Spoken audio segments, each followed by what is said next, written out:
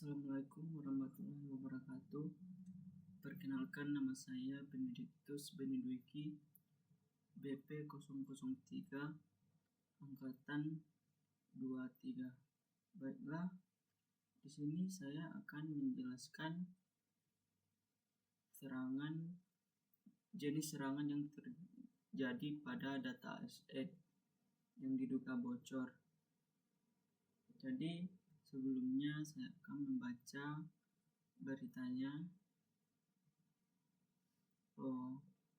Anggota Komisi DPR RI Sukamta meminta pemerintah segera membentuk lembaga atau otoritas perlindungan data pribadi OPDP menyusul dugaan kebocoran basis data Badan Kepegawaian Negara BKN dari laman 1 Data Aparatur Sipil Negara atau ASN.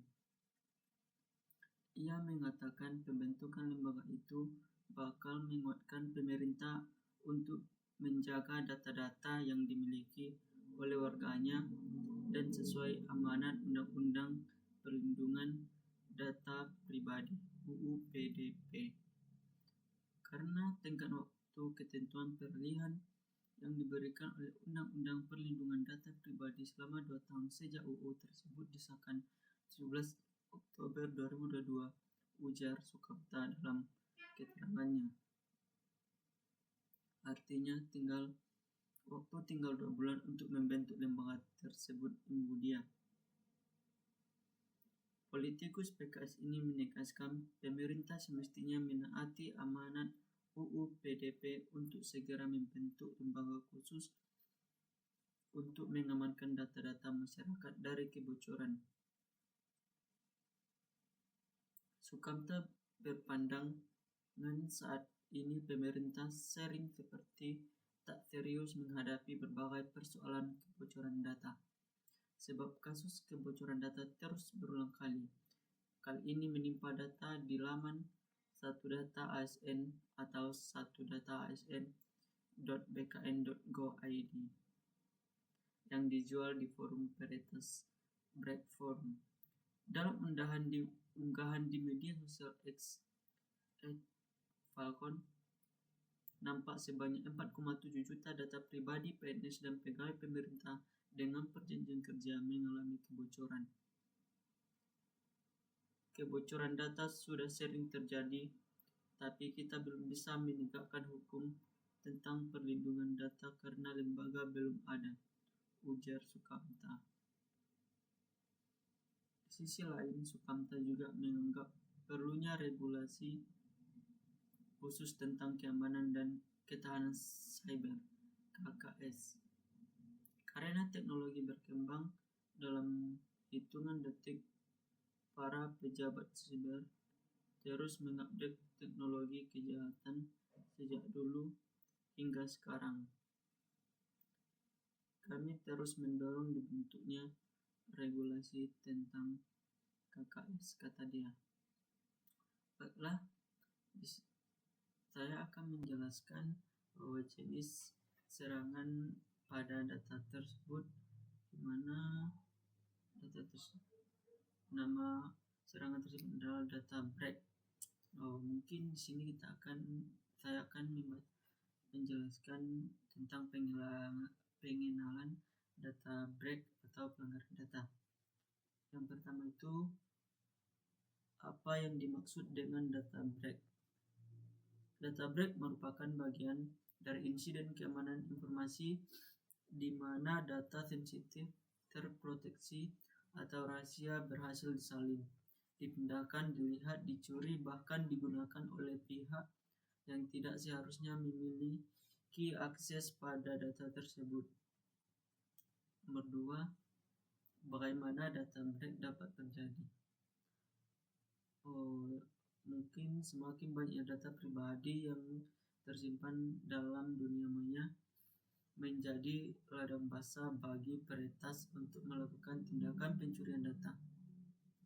Data yang berhasil diretas tersebut dimanfaatkan untuk penipuan, impersonasi, pemerasan, atau bahkan dijual pada dark web. Situs https garing-garing have-been-pwned.com merupakan salah satu cara termudah bagi kita untuk mengecek apakah email kita telah menjadi salah satu korban pelanggaran data atau tidak. Dilansir dari Badan Cyber dan Sandi Negara (BSSN), data breach terjadi akibat beberapa kasus seperti: pertama, pencurian atau hilangnya perangkat penyimpanan data. 2. Akses ilegal terhadap sistem atau informasi. 3. Adanya keterlibatan orang dalam. 4. Adanya kelalaian dalam menerapkan protokol pengamanan informasi. Nomor 3. Bagaimana cara kita merespon terhadap data breach? BSSN telah membuat panduan dalam menghadapi data breach. Langkah di bawah ini dapat dilakukan apabila kita mendapati kasus data breach dalam perusahaan. 1. Dokumentasikan hasil temuan kebocoran data sekaligus membentuk tim insiden respon. 2. Memberikan imbauan dan membentuk satgas termasuk melibatkan pihak eksternal. 3. Mengamankan area kebocoran data. 4. Menghentikan kebocoran data. Selanjutnya, biarkan perangkat offline tetap dalam kondisi offline.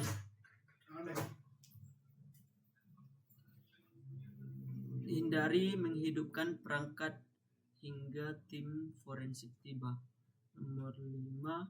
Dokumentasi apapun mencatat siapa yang menemukan kebocoran data, siapa yang melaporkan kebocoran data, siapa yang mengetahui kebocoran data, dan kebocoran data seperti apa yang terjadi.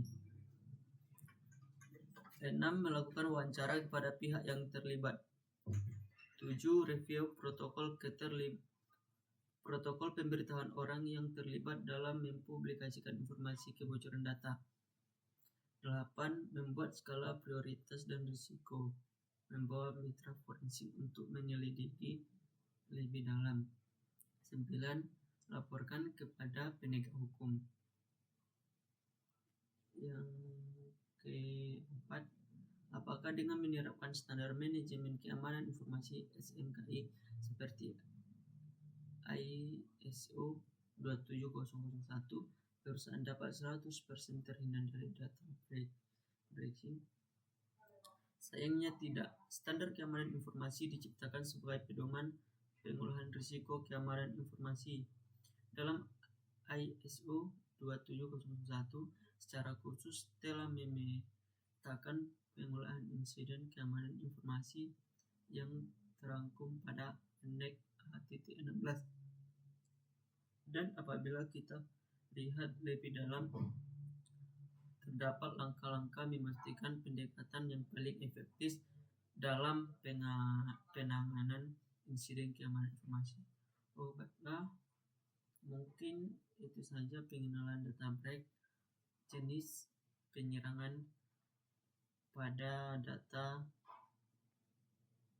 data ASN yang diduga bocor. Baiklah, saya tutup. Jika ada kesalahan dan kekurangan, saya ucapkan Assalamualaikum warahmatullahi wabarakatuh.